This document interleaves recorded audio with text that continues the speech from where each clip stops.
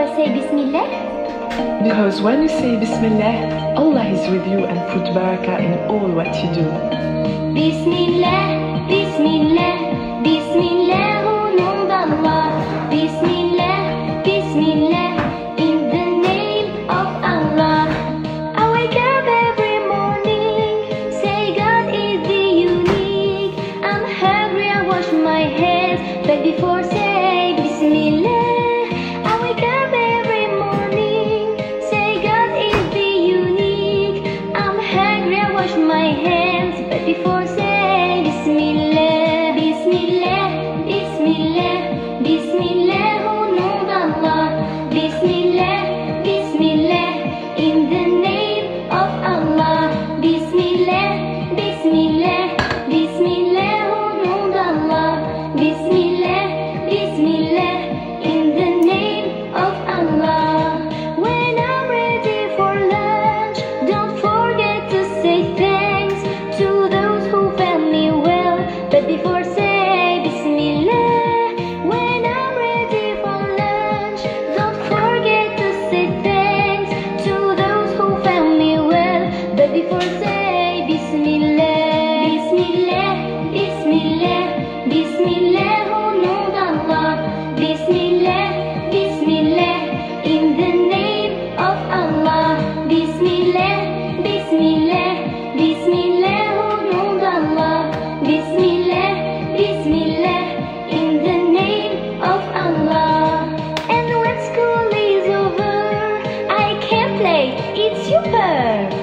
Wait, I have to pray, but before say Bismillah.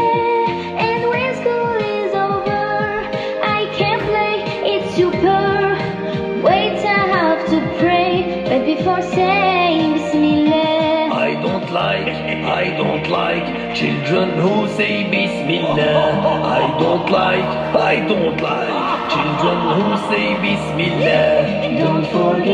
Don't forget, never forget Bismillah. Don't forget, never forget Bismillah. And when the night is dark, if you forget the dua of sleep, I would come in your dream when you forget Bismillah. أعوذ بالله من الشيطان الرجيم. أعوذ بالله من الشيطان And when the night is deep, I say the dua of sleep. I read a nice story, but before say Bismillah. And when the night is deep, I say the dua of sleep. I read a nice story, but before say Bismillah. Before sleeping, before living, before sitting, before drinking, before singing, before playing, before reading, before writing. Bismillah, Bismillah, Bismillah, au nom d'Allah. Bismillah, Bismillah, in the name of Allah. Bismillah, Bismillah, Bismillah, au nom d'Allah. Bismillah, Bismillah, in the name of Allah.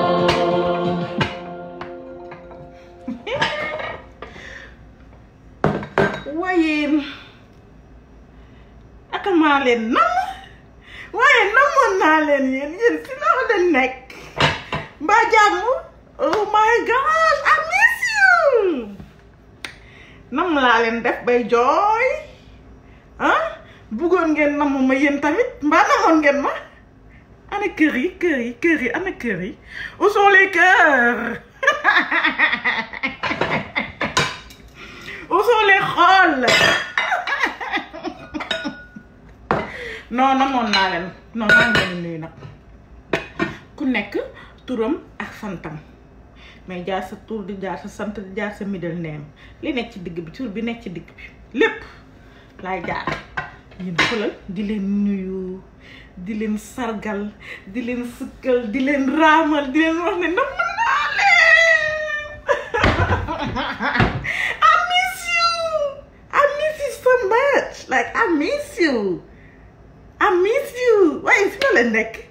xool maa ngi nii ñëpp nuyu leen nuyu seen waajur bu góor nuyu seen waajur bu jigéen di leen ñaanal xaalis bu bëri barkeel bonne santé beaucoup de bonheur et de prospérité nit képp ku nekk ci problème maa ngi koy ñaanal xoolal yàlla faxas ko faxas lépp effacé wu képp ku nekk ci metti maa ngi ñaan mu sedd yow xoolal lii ci kër Omar Thiam lañ koy wax sama mbokk Yoff maa ngi leen di ñaanal di leen ñaanal di leen ñaanal ba sama biir daw non di ñaanal nag ñi nga xam ne ñu ngi ci tolof xale yàlla wàcc léppay tolof xoolal yàlla jàppale leen suturaal leen sargal leen xoolal boo loo leen ragal doo leen ko gis loo leen bëgg yàlla na ko yàlla defal xanaa ay wax day non mais I miss you so very much like I miss ya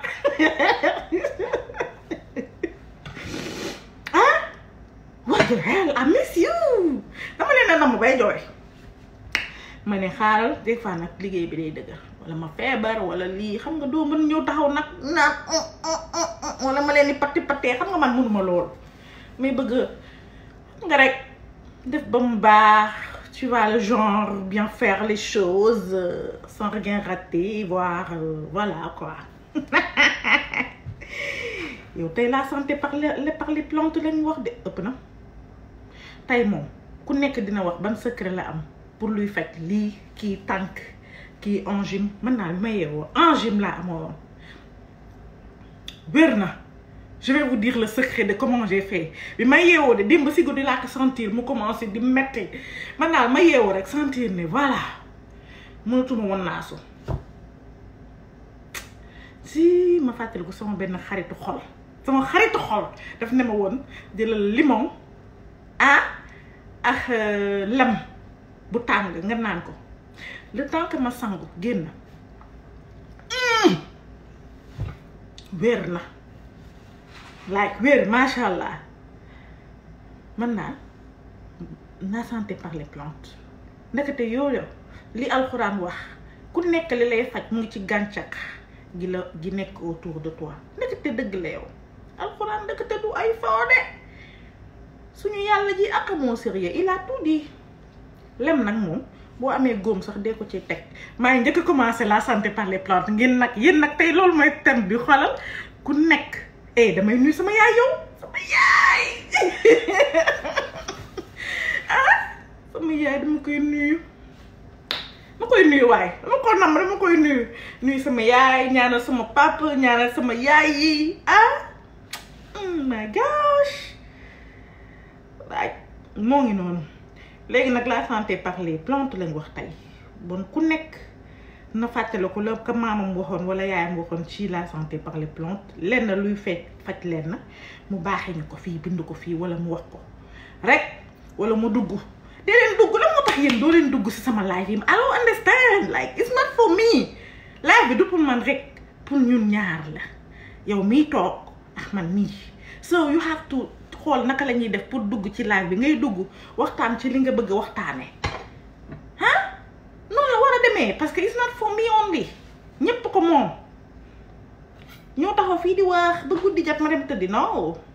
ñun ñëpp famille lañ ñoo xam te ne dañuy share suñu passion muy cuisine wane nag togg bi du toggul crevette wala yàpp wala ginaar li ñu gën a intéressé mooy toggaat jikko yi duggaat école CM2 cuisine motivation 2 fois lii laa wax xanaa du may rappeuse ëpp na waaye soj ba ren daal temps yi daal est-ce que màggetul sax ren dafa commencé di màgget de la santé par les plantes on a dit tey nag ñu defar on va faire un menu de recette de cuisine recette de crevettes voilà brochette de crevettes boo xamante ni moi je pense à celle qui n'a pas de fourneau amul fourneau amul four amul kii mu am lu dul four comment on va faire pour ko def ko ba mu neex tu vois nga xam ne nii après yow dina amaale goût four bi waxoon naa leen ne goût fourneau bi waxoon naa leen boo bëggee seen togg même nga togg sauce ba pare sax am envie mu am goût fumé jëlal këriñ nga taal ko ba mu xonk nga teg ko ci plate upp ko si def seen diwlin rek tëj fumée boobu muy génn mooy enfumé lekk bi ba muy xeeñ lakk façon goo xamante ne mënoo ko sax imaginer so ça je vous l'avais déjà dit hein. Léegi nag moom man je pense toujours à celle-là qui n'a pas de fourneau peut-être wala genre yooyu naka lañ mën a def ba mu mën a def brochette. L'essentiel d'abord mooy marinade bi nokkos bi nga xam ne ni moo ciy dem ah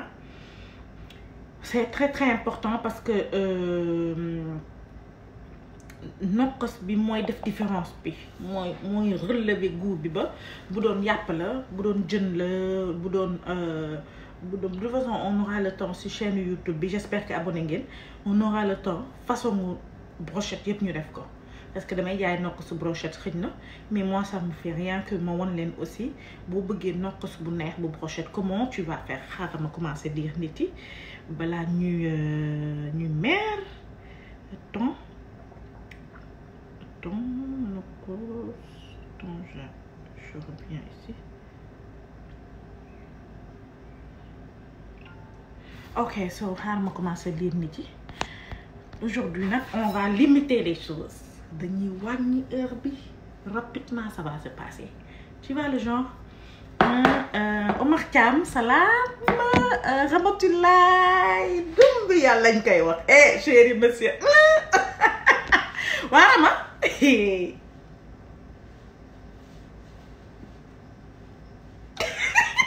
naan mi nga Rama yaa yaru yow loo ma woo baax na Aïcha Cissé c'est chérie Viviane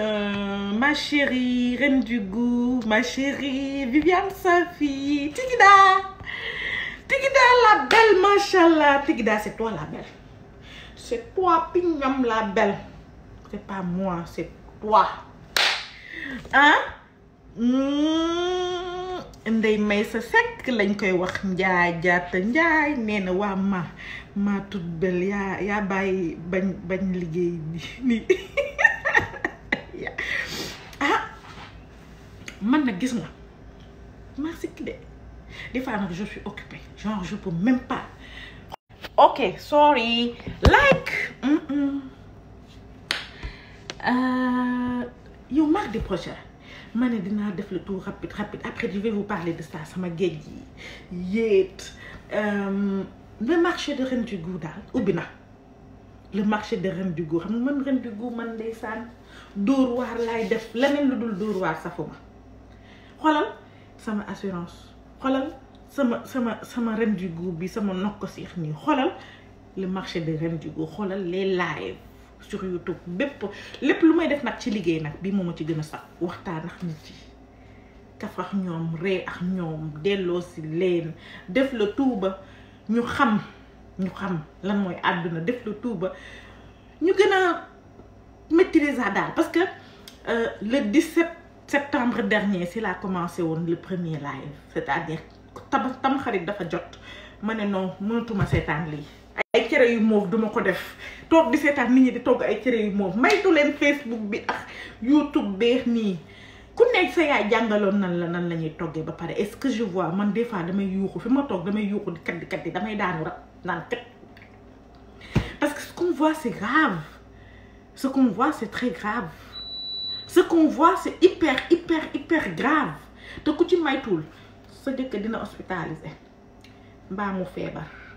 mbaa mu hospitalisé waat mbaa mu feebar à vie parce que moi ce que je vois c'est catastrophique la façon de cuisiner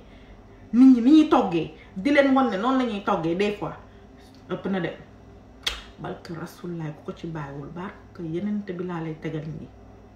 ñu am problème de conscience leer laa lay tegal ndey may sa taw liggéey dangaa daw liggéey ni mu ne ma bàyyi ba ma liggéey def may sa dama liggéey ji danga concentré wu si liggéey bi macha salaam brave dame machallah ma jigéen merci ma chérie Omar Thiam yaa wax maa rafet noonu maa ngi jéem Maodo Ndaw lay sa bàyyi baax na ëpp na yi daal may ñëw après jaay ko xoolal ku ci bëgg na ma contacter yi rek jugo rek il faut li ngeen ma siré tey maa la woo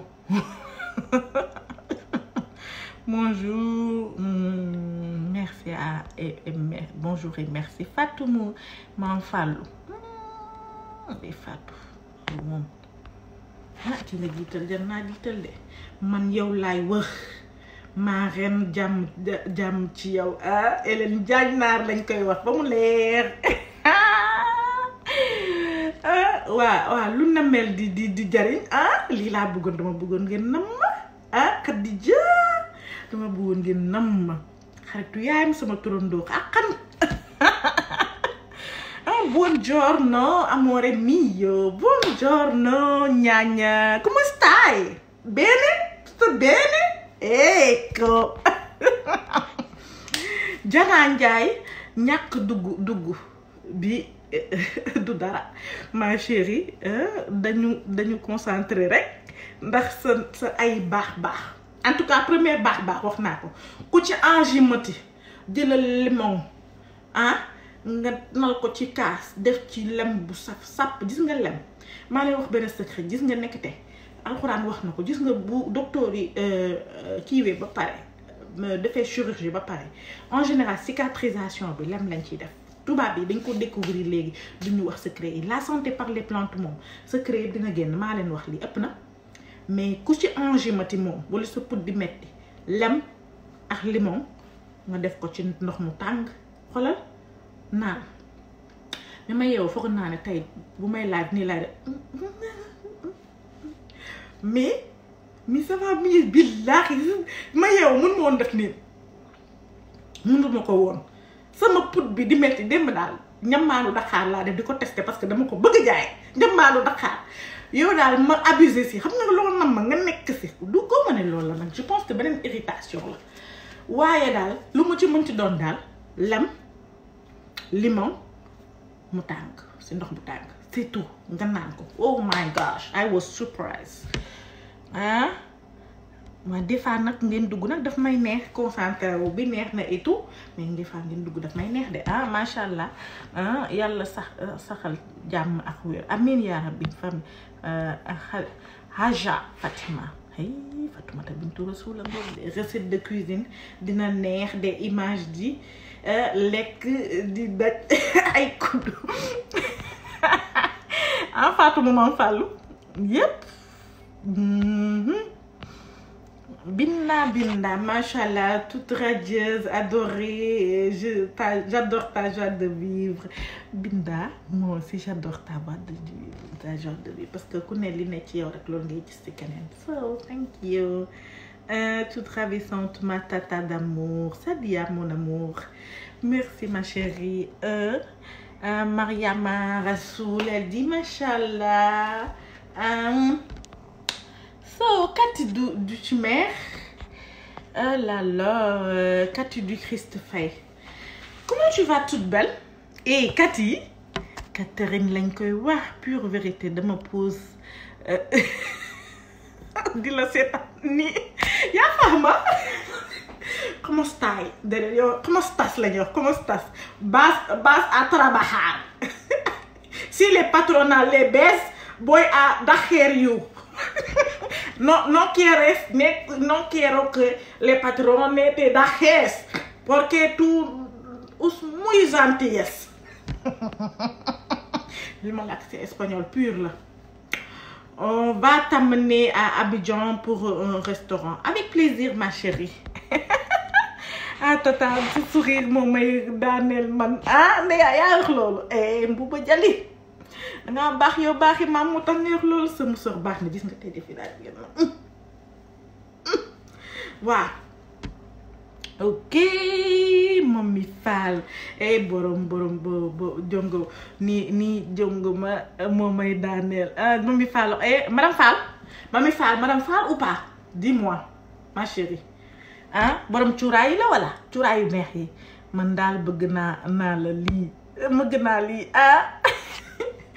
Caam yaa wax loolu Adama Diop masha Allah. Now we're gonna start because we don't have that time today 1 heure de temps ma disparaître gis nga xoolal dañuy jël suñu temps ñu génn bu ne expliquer leen nag parce que voilà il faut qu'on se rappelle que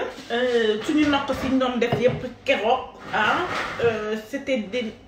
non du madame Fall de célibataire la de xoolal bientôt marié de billahi inshallah bientôt marié c'est sama njëkkee mu ni nag c'est ma chérie madame Ndoye lay doon gis ngeen na ma nii damaa bëgg rek ñu focus si noppos bi nga xam ne nii moom mooy dem ci si crevette ak brochette en général parce que aka jongoma aka taaru aka cekkete machallah wax loolu Fatima waalum yow Fatou Diano salam ma belle comment vas-tu? Je vais bien ma chérie, comment tu vas toi? yaa ngi ci jàmm namoon leen rek oh ma la reine namoon naa la tamit waa la ci kër yow sama xol sedd na sa musóor yaa may daaneel man Bibi Binta waa Bibi namm naa la Mami Fall Amine ma tata d'amour comme sama njiggalum bu baax nga wan ma yu baax yi amul benn problème chérie. Ce sera avec plaisir. Ren is back. Yes, Salzman, Ren is back. Ren will not go anywhere. I will always be around. Don't even worry about it. J'aime ta façon de faire. Tata? Ah bon? Merci. Nafi Fati Sow, Nasa Jam sax Amin. Amin ya Rabbi. Amin, arrête na liggéey bi. Arrête liggéey bi. Yéen bu leen ma boole seen patron yi heure bi baaxul de bon naa ko delloo fa mu nekkoon bu leen wax dara heure normale xoolal di nga brochette nag brochette moom dañuy defar brochette blanc de brochette blanc de poulet tu vois comme ni nga ko defee woon keroog blanc de poulet bi dañuy utiliser waat tu vois dañuy defar brochette blanc de poulet defar aussi ñu ngi préparé tam xarit bi nag comme je l'ai dit tout à l'heure tam xarit moom moo waral live bu madame Fall tam xarit moo waral live bu ren du goût yi donc le 17 septembre laa ko commencé woon anniversaire bi lan ngeen di def da ngeen may jox cadeau da ngeen may jox cadeau sinon je vais vous couper di leen bloquer benn par benn ay Binta bi ay Salzima ñëpp I'm gonna block you man xoolal 1 an de live ay lii ñëw ak a cuquta neex ëpp na c'est sañse bi rafet baax na yi xoolal yëpp ren la ren ay jaay yi de njaxas daal soo ko gisee ak abbaye ak yëre relax robe ak wala ren blanc de poulet bi daal lañu bëgg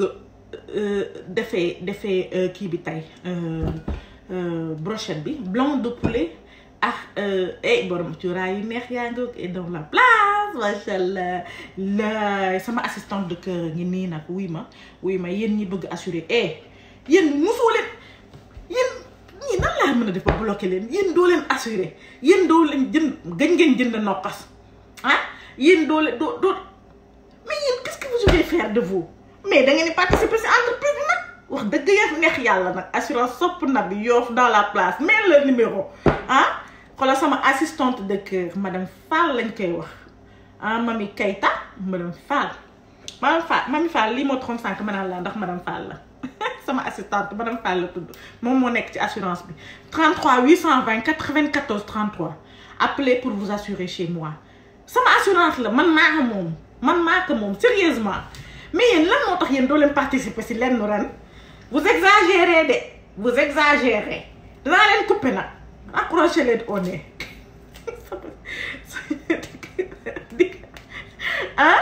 dikkal gaaw moo gën de macha allah Hamza Faye sama jaxita nu mën a jàng kita dikkal aw yow la mooy jaxita yow oui ma dee leen dem si madame Fall na def numéro bi léegi 33 820 94 33 c'est mon assistante de cœur toujours là pour m'assister jàppale ma sama assurance moom moo fa nekk moom Abdoul madame Ndiaye Mame Binta je vous fais dee leen dem assurer foofu ah dee leen dem assurer ay sa sopp na bi laa ko tuddee sopp na bi comme naa ah ngeen war si participer nag ah war nañ mën a sauter kii de ay am na ñu ma lire est-ce que tu fais des envois de Nokos pas mais sur Paris j'en ai fait plusieurs fois ma chérie je viens juste de le faire ta bonne humeur est contagieuse et fatigue tu as raison de me dire ça tout de suite 33 820 94 33 mets ton numéro elle aussi elle vend de très bons cuuraay xam nga cuuraay yu du yooyu nga xam ne nii danga koy def yow am envie tëdd na la nga am envie rek muy taw rek nga dugg sëpp yooyu lay madame Fall dégg Mami Keita mets ton numéro en même temps voilà appelez-la pour seen bon cuuraay yu neex yi ay cuub yu rafet jóge Mali parce que les bambara awo muso ke bambara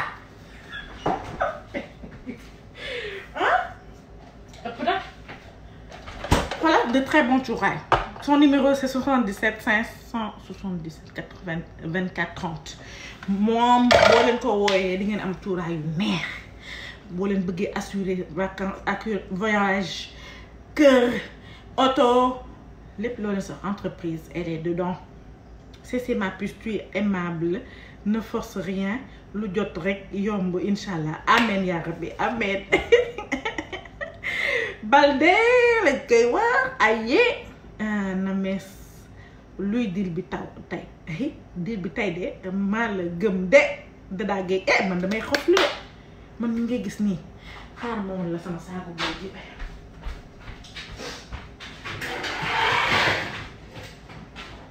xool gis ngeen ko nii laa sama saaku xos lu maa ngi nii à part assurance bi moi j'adore créer du boulot et puis man duma deful woon dara Sénégal duma mën a def dara fen tu vois non c'est une fierté pour moi de créer des emplois au Sénégal 3 emplois alhamdulillah yàlla na ko yàlla yokk bu mu doon 300 000 emplois voilà c'est ça qu'il faut faire gëm sa bopp bi ñuy commencer assurance bi ay man kañ laay togg bi ñuy commencer assurance bi xoolal ñëpp c'était comment d'abord di dem di liggéey alors que yow liñ lay fay matu sax sa passe mais man je dis toujours qu'on est l'étudiant de ce qu'on doit être le maître demain il faut ngay xooslu muy metti nga bañ a kaas ndax kaas day wàññi énergie loo gis lu négatif positif la jëm fii ku fi jóge fii nga jëm tu vois non man gis nga xoolal rey sama bopp laa gëm xooslu góorgóorlu liggéey kaas duma ko dee def man toute négative situation est un moment de sursaut pour man boo jugee liñ naan boo nekkee ci suuf bâtiral nag sa fondement parce que kër gi ñëwee bu étage bi ñëwee am fu mu tegu voilà voici mon numéro voilà le numéro de madame Fall pour vos assurances ak pour seen cuuraay ak cuub yu jóge Mali ak xan moom laa lay tegal noonu de du ay fo de lu leer laa lay tegal nii du ay fo léegi nag xam nga lan la góorgóorlu gëm sa bopp xoolal bu ma toogee bureau ba je suis même pas la patronne parce que gëmuma yooyu waaye gis nga bu ma jógee bureau ba maa ngi xëcc nokkos maa ngi xëcc moo tax sama collègue ba ne ma woon keroog da yow damaa xalaat dangay waaj a dof yaa ngi si nokkos ba ñu ne nii nga ne dangay defar ay jus la ma ko tontu rus naa leen koo wax dama ko rus wax léegi nag fu mu nekk ni nag Amérique nag géej gi ak yéeti yegg si na fi ëpp na du ay fo sama deuxième bureau ngi nii gis ngeen ko nii xoolal dama koy wër dama koy diri dama koy diri di jaay géej di jaay yéet di jaay goowe di jaay kepp am ngeen kepp yéen sama siddéem baa ngi nii ana ñu nam ma siddéem yow ana waa Amérique xumi siddéem kan moo nam ma siddéem yow siddéem from Sénégal nee naa leen marché ren ji gu commencé na yéen gëmoo leen ma bon la du ay fayo ay sankal ay caakri ay bisaab weex ay buy Jumbo ku bëggul bu ma woo nag Jumbo baaxul laay danga dégg entreprise kenn du ko daaneel oui am New Jersey si dem ku nam si dem doom xala géej na géeju yax namu leen ko yow ceebu yax sec crevette bu wow géej nag moom xoolal genre keccax géej nag moom xoolal genre lépp xol géej ju fëtt géej ju sikket mbaaw géej ju saaga ñun nag lébu nag gis nga kaay moom la géeju saaga moo ñu gënal sax géeju bër yi nag naa leen dugal photo yi lépp xol lépp li la sànqal lépp loo namm Sénégal du ñor bu saf lépp ngi ci xoolal le marché de rendu bi la copine des jeeg laa lay tegal nii de du ay fode yow xanaa yow wiro la copine des jeeg gis ngeen ko nii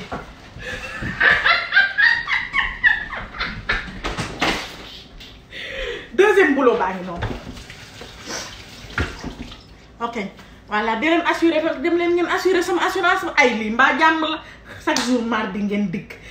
jëndu leen Jumbo jëndu leen dara lépp maa koy def xanaa ngeen participer nag di dem di assuré ji nag yàqee ki mu laan yéen na ñëw na xolu rek na jënd dara dem leen assuré wala ngeen yónnee ngeen jënd nokkos wala ngeen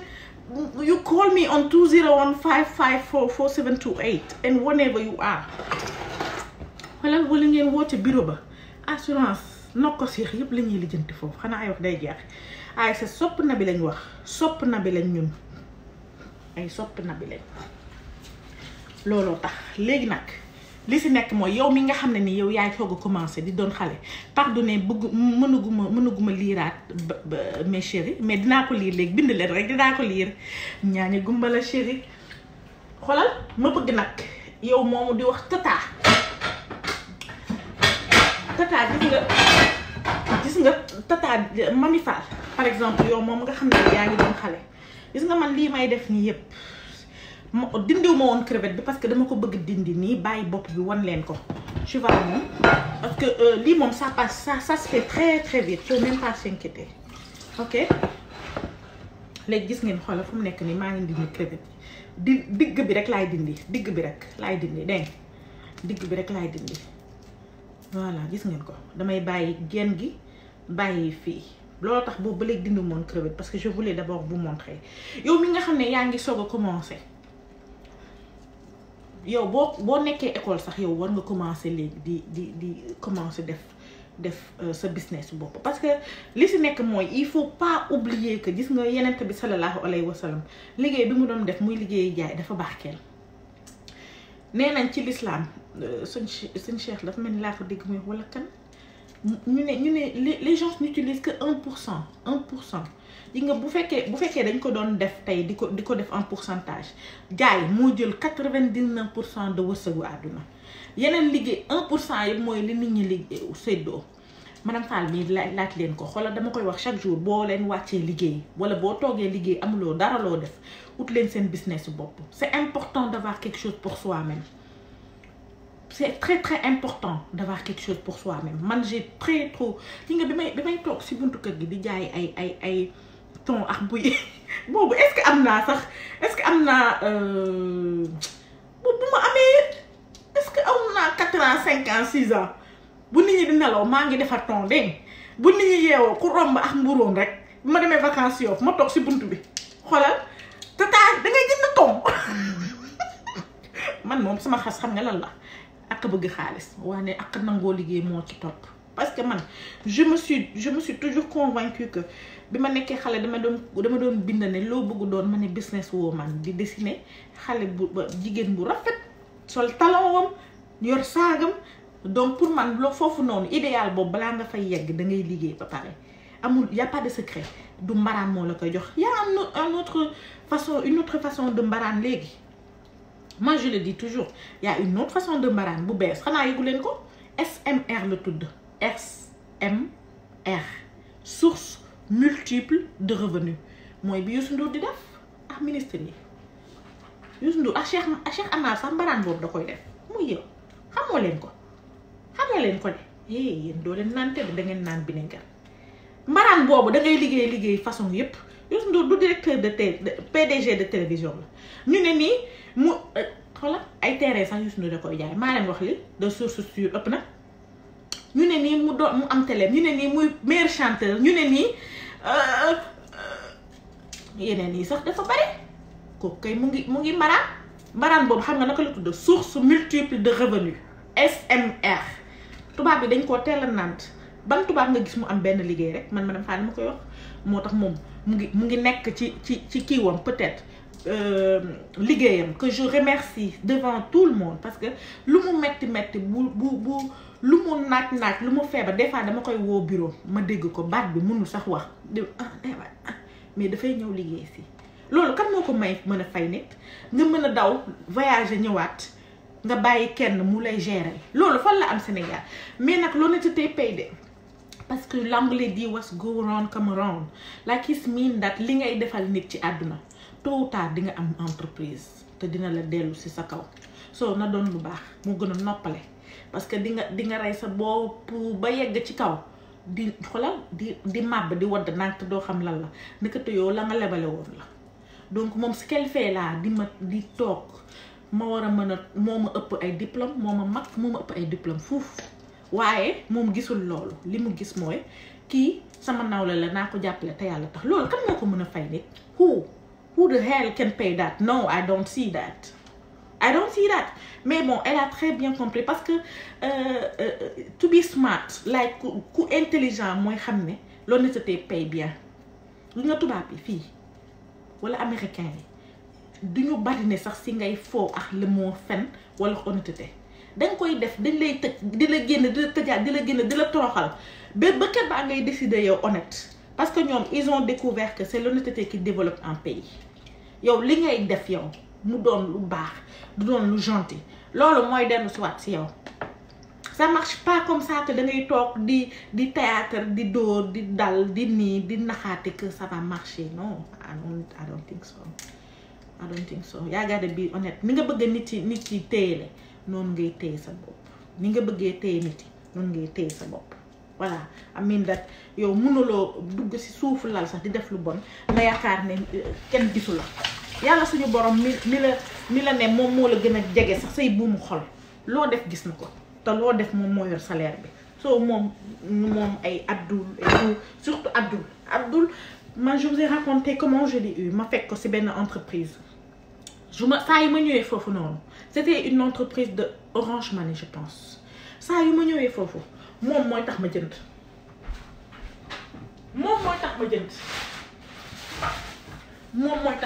musuma gis man mag du ma ne gone sax mag bu ni yaru c'est-à-dire nga ñëw entreprise ce qui est très rare au Sénégal nga ñëw fenn di jënd wala salon yi léegi dañuy xool ndax yow nga yor nga caabi oto mairie bi di la biiñ am xamuñu ne ki yor dëgg du wane ne yor na ñi tëdd si milliard dëgg doo xam ne tëdd nañ ci milliard ñoo xamuñu loolu soo may ñëw foofu noonu moom lu ma defoon dama doon jënd ba jënd un peu plus par correction par rapport à ce gars-là il est tellement correct xam nga nitu kersa mon autre assistant Abdoul noonu la tudd nitu kersa c'est-à-dire balaa ngaa wax sax yow booy fëtti balaa ngaa wax sax mu ne d'accord madame loolu fan la am ci nit ñi dañ lay wan seen bopp de wan leen ne ñoom dañoo am fit tamit dañoo réew tamit yow ñi ngay waxal des fois di nga liggéey koo xamante ni yow yaa moo la mag donc yow bu fekkee xamoo àdduna wala xamoo la mooy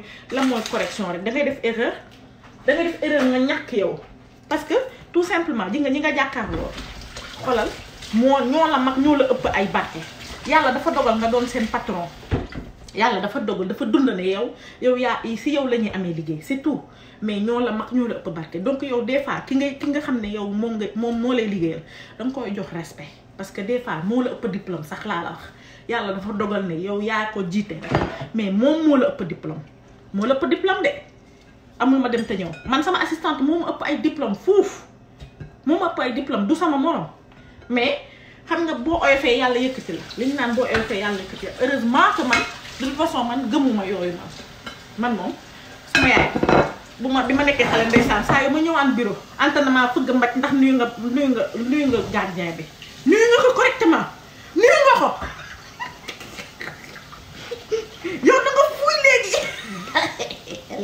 agressive cette dame so boobu dama comprendre moom lan la bëggoon wax foofu mais j'ai compris après raxas nag sincèrement boo leen di togg jël leen seen temps ngeen raxas ko ba mu set parce que loolu moo leen di sauver en fait feebar yi dañoo bari xam nga raxas ko ba di ndox bi leer xam nga xaar ma woon leen